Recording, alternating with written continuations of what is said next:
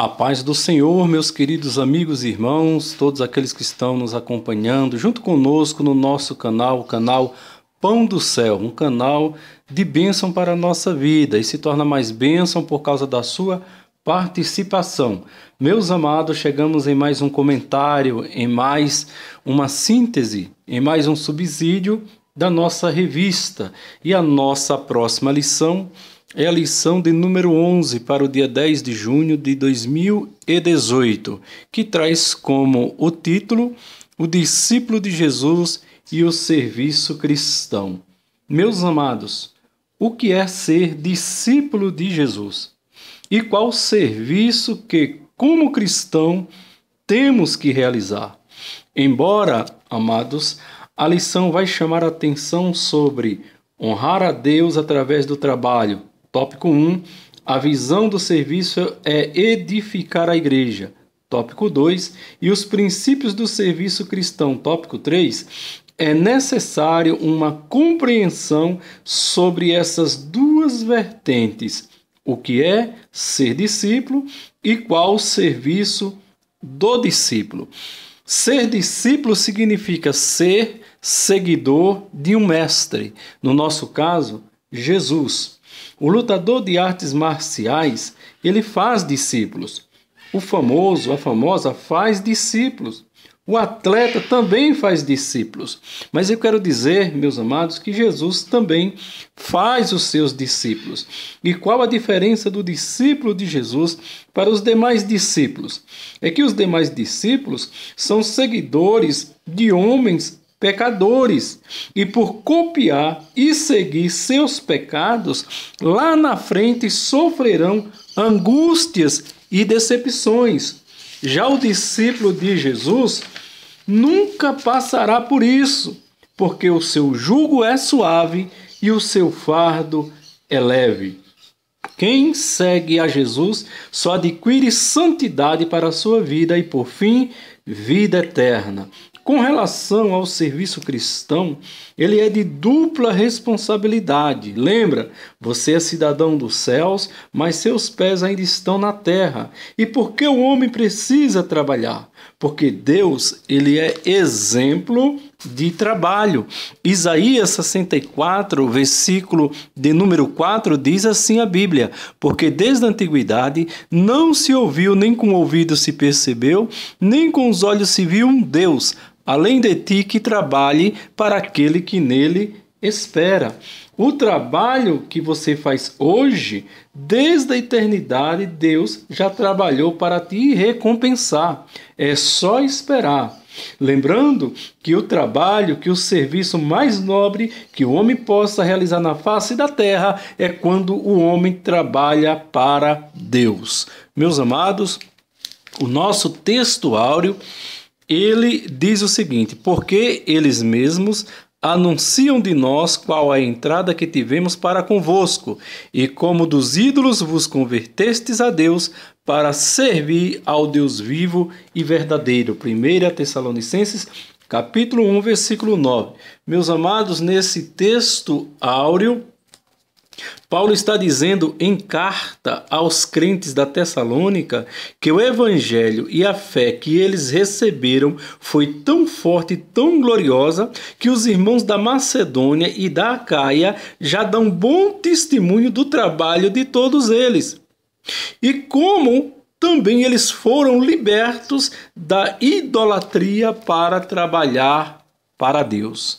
Então, o contexto deste versículo é Paulo se alegrando, regozijando pelo trabalho dos irmãos da igreja da Tessalônica, os tessalonicenses, a respeito do efeito do evangelho em suas vidas. A verdade prática aplicada, ela diz: todo membro do corpo de Cristo é responsável pelo desenvolvimento das diversas atividades da igreja local, visando edificação e a glória de Deus.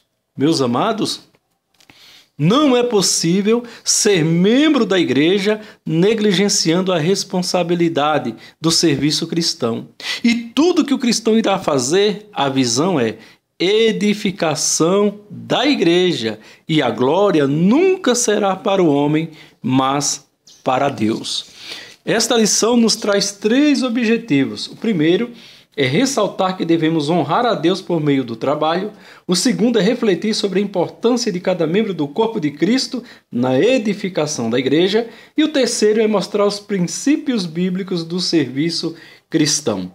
Nosso texto de referência, os textos de referência, estão no livro de Neemias, capítulo 2, versículo 18, que diz: Então lhes declarei como a mão do meu Deus me fora favorável, como também as palavras do rei que ele me tinha dito. Então disseram: Levantemo-nos e edifiquemos, e esforçaram as suas mãos para o bem. Neemias, capítulo 4, versículo 6. Assim, edificamos o muro, e todo o muro se cerrou até sua metade, porque o coração do povo se inclinava a trabalhar. Neemias capítulo 6, versículo 3. E enviei-lhes mensageiros a dizer: Estou fazendo uma grande obra, de modo que não poderei descer. Por que cessaria esta obra enquanto eu a deixasse e fosse ter convosco? Meus amados irmãos, nós, vendo a nossa introdução do nosso tema, da nossa lição, a introdução, ela nos leva a nos alertar, ela nos dá um alerta sobre o desprezo pelos compromissos cristãos por falta de tempo. É verdade. Muita coisa há de se fazer para Deus, mas esse trabalho está desprezado por causa da falta de tempo. O cristão tem usado o seu tempo para tudo, menos para servir ao Senhor. Infelizmente, é a palavra de Deus nos confrontando, mas que isto sirva de alerta para cada um de nós. No tópico 1, diz assim: honrar a Deus por meio do trabalho. Meus amados, é uma honra trabalhar para Deus, trabalhar para si e para o próximo. Para Deus, porque você se torna uma extensão do reino do Senhor. Para si, porque você vive a bênção de Deus. Salmo 128, no versículo de número 1, versículo de número 2, Salmo 128, é os salmos da família. E nos primeiros versículos, a palavra de Deus, ela diz assim: Bem-aventurado aquele que teme ao Senhor e anda nos seus caminhos, pois comerás do trabalho das tuas mãos, feliz serás e te irá bem. Veja a bênção de Deus, aquele que trabalha para si, debaixo da bênção do Senhor. Também é uma honra trabalhar para o próximo, porque você glorifica a Deus fazendo isso. Pois quando Deus fez o jardim do Éden, ele não fez para ele fez para o homem, trabalhou para o próximo. O tópico 1, subtópico 1 diz a importância do trabalho. Meus amados, quem designou o homem trabalhar foi Deus. E nessa atividade o homem alcança desenvolvimento mental e físico, ou seja, inteligência e qualidade de vida. Trabalhar é importante para a nossa sobrevivência e também para a manutenção da nossa família. Mas até aí Deus exige equilíbrio. Tem pessoas que estão gastando toda a saúde em busca de dinheiro. Depois irão gastar todo o dinheiro em busca da saúde. É importante trabalhar, mas não virá escravo de trabalho. Vamos para o tópico 1, subtópico 2, que diz: trabalhar com excelência. Quando prestamos um serviço ao homem, como se fosse a Deus, o princípio aqui aplicado é o da submissão. Geralmente, todo mau funcionário será um mau cristão, um mau obreiro. Infelizmente, há pessoas que são submissas, mas não são obedientes. São aquelas que honram o seu superior, reconhecem sua autoridade, não lhe falta com respeito. Porém, quando é para fazer a sua parte, não faz. desobedece. E há pessoas que são obedientes, mas não são submissas. São aquelas em que tudo que seu superior, seu líder manda fazer, ele faz, ele obedece.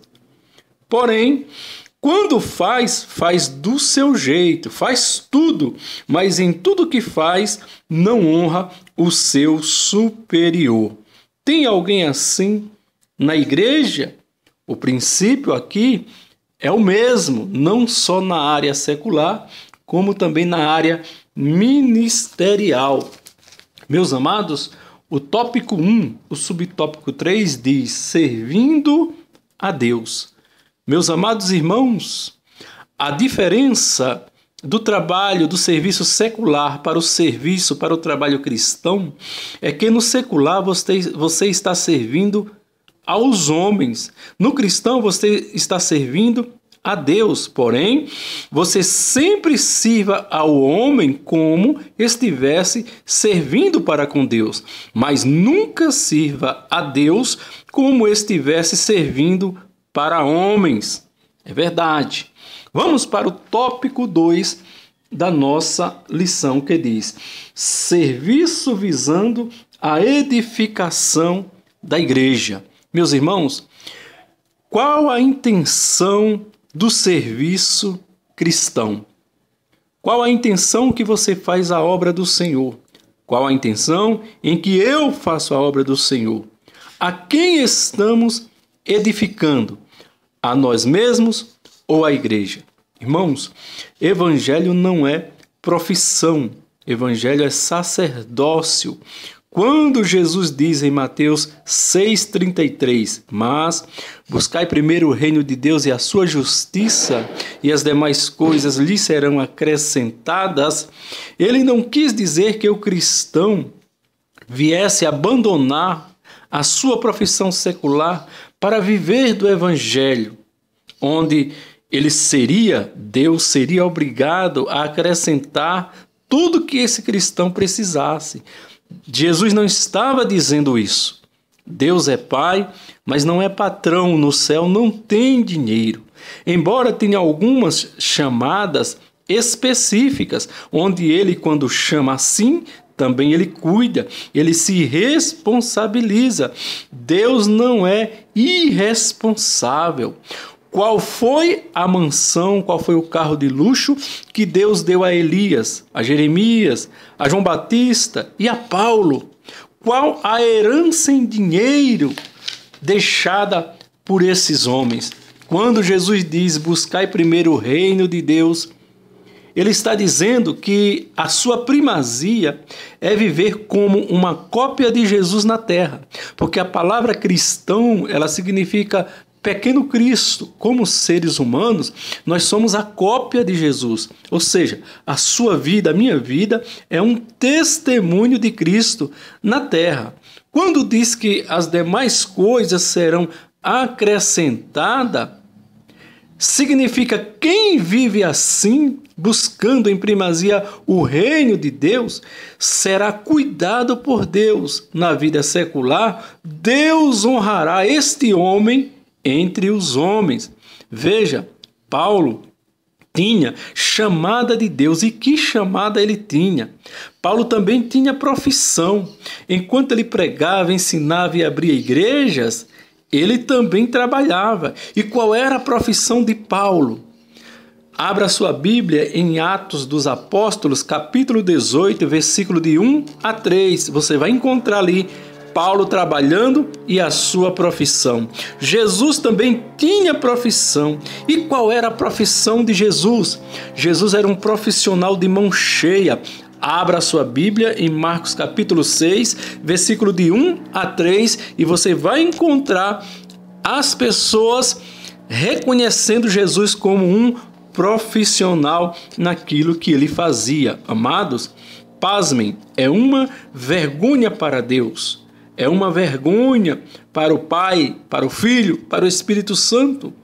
Homens cheios de saúde, fugindo da profissão, para se profissionalizar no Evangelho. Quando a Bíblia diz que digno é o obreiro do seu salário, isto quer dizer que se você tem um alto salário na profissão e vai dirigir um trabalho, uma igreja, uma congregação, um campo ministerial, você também receberá o mesmo salário que os demais. Esse texto não está forçando nenhum pastor presidente a pagar salário ao obreiro, porém, também o obreiro é digno de receber em salário o que todos recebem por igual. Lembre-se, quem sustenta a sua família é Deus e o suor do seu rosto. Comercializar o Evangelho também não é bom, só traz maldição e o juízo de Deus sobre a vida de quem assim faz. Leia Atos dos Apóstolos, capítulo 8, versículo 18 ao 25, e você vai encontrar ali alguém que tinha interesse de receber os dons espirituais para fazer comércio. Muito bem, meus amados, indo para o tópico 1, tópico 2, subtópico 1, diz assim: ainda há serviço a ser feito. No tempo de Neemias, houve o retorno do cativeiro e o retorno à fé. Os judeus de imediato reconstruíram o muro, porém, faltava o mais importante: levantar o muro. Neemias sabia disso. Como homem de Deus, se prontificou. Muros na Bíblia significa proteção contra o inimigo. De que adianta o templo estar de pé e os muros caídos? Templos sem proteção, o inimigo entra fácil. Esse muro, essa proteção hoje significa a doutrina da palavra de Deus na igreja. Igreja de pé, mas sem muros, sem doutrina, também o inimigo vai entrar fácil. Vamos para o tópico 2, subtópico 2, que diz aperfeiçoamento para o cristão. O tópico diz que Jesus dá dons aos homens para aperfeiçoar os santos, os salvos. Muitos querem os dons sem experiência de lidar com eles, sem estrutura psicológica de entender sua finalidade. Dons dados por Jesus ao crente não é para subtrair dinheiro de ninguém. Não torna ninguém supercrente, ninguém é mais crente, mais homem ou mais santo, porque tem dons espirituais. Cuidado com alguns profetas relâmpagos que surgem aí pelas ruas, pelas avenidas de repente. Só depois da profecia é que ele vai te pedir dinheiro. Se assim acontecer, saia fora correndo, corra dele. Vamos para o tópico 2, subtópico 3, que diz o seguinte: todos devem participar. Todos devem participar. E por quê? Por que todos devem participar? Se não houver prontidão e senso de urgência, o inimigo de nossas almas domina. Enquanto você pensa em fazer o bem, o inimigo já fez o mal. Para quem tem senso de urgência, para quem tem senso do evangelho, é dolorido ver alguém partir hoje sem salvação, quando ontem você teve a oportunidade de falar de Jesus e não falou. Isto é uma verdade. Temos que participar todos em conjunto na obra do Senhor, porque o Espírito é um, o Espírito é o mesmo. Amados, vamos para o tópico de número 3. Tópico de número 3 diz o seguinte: princípios bíblicos do serviço cristão. Amados irmãos, como a obra de Deus não é feita por força nem por violência, cabe aí a necessidade da ordem e da decência, porque Deus é ordeiro. O tópico 3, subtópico 1 diz servir de acordo com a palavra. Isso quer dizer vida no altar, vida de acordo à palavra, vida de acordo ao evangelho, vida de acordo a Jesus. O verdadeiro discípulo de Jesus não se conhece pelas bonitas palavras ou pelos talentos que tem, mas por seus frutos. Frutos são as atitudes. O que o mundo vê em você lá fora é o que você é na igreja.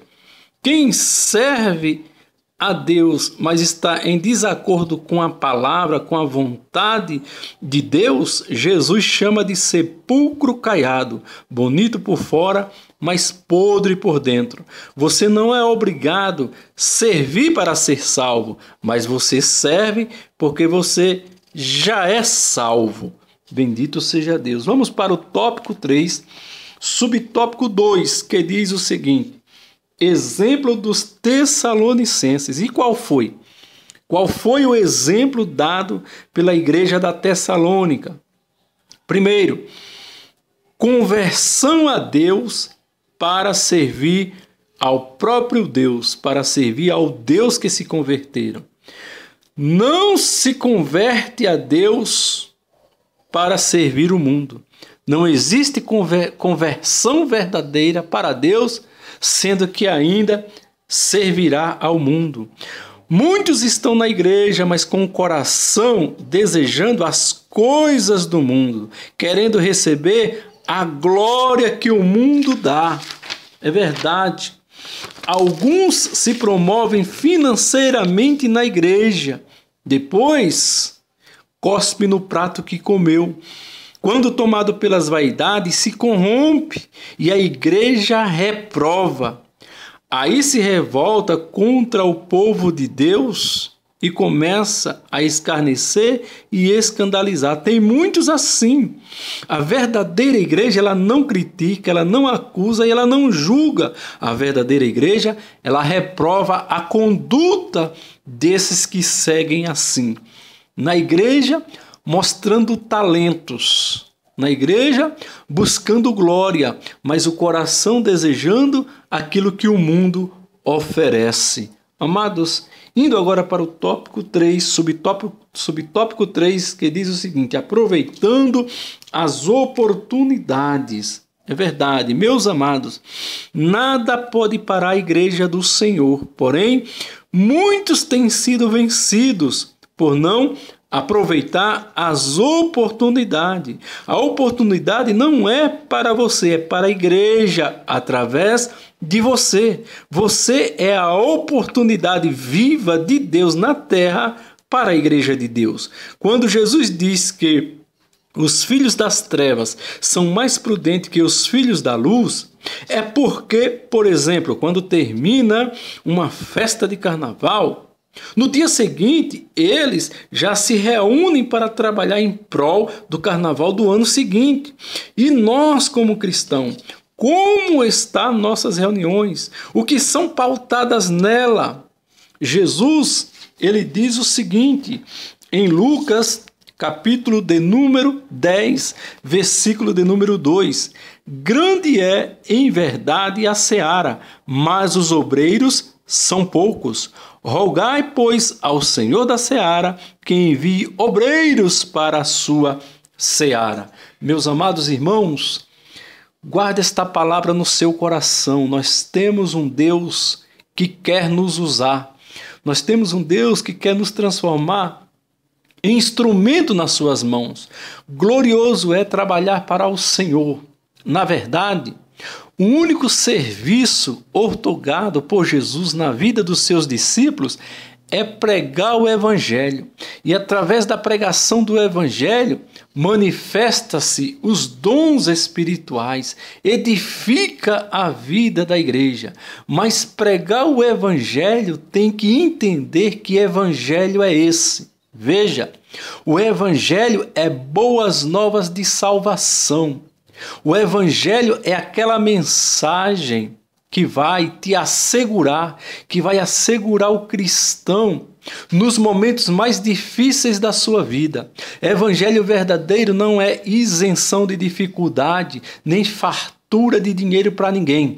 Evangelho verdadeiro é a presença do Espírito Santo para que, quando este mundo cruel sobre-atacar, quando esse mundo cruel com seu sistema vier destruir o crente vai glorificar a Deus e dizer: maior é o que está comigo do que o que está no mundo. Evangelho é transmitir a palavra e, através da palavra, transmitir o Espírito Santo para as pessoas, para a igreja, porque o mundo odeia a igreja, o mundo quer destruir a igreja, mas não consegue, porque o Espírito de Deus, diz a Bíblia, que é o Espírito de fortaleza, é o Espírito Santo. Por isso, pregar o Evangelho é simplesmente levar uma mensagem para que o cristão se sinta guardado e seguro de todos os ataques do mundo cruel e do inimigo da nossa alma até Jesus voltar. Este é o evangelho necessário a ser pregado, e por falta da pregação deste evangelho, muitos estão sendo destruídos na mão do inimigo, na mão de Satanás, no caminho das drogas e dos vícios, porque não conhece esse evangelho que fortalece o homem na terra perante o seu Deus. O nosso trabalho, o nosso serviço, ainda que seja na área secular, ainda que seja na área ministerial, é para a glória do nosso Deus. Amados irmãos, a nossa conclusão, ela diz o seguinte: o serviço cristão é a oportunidade para o discípulo de Cristo expressar gratidão a Deus por ter sido alcançado pela obra divina da redenção. Que daremos ao Senhor por todos os benefícios que Ele tem feito em nossa vida? O maior benefício você já tem, é a salvação. As demais coisas, deita, dorme, apazigua o teu coração.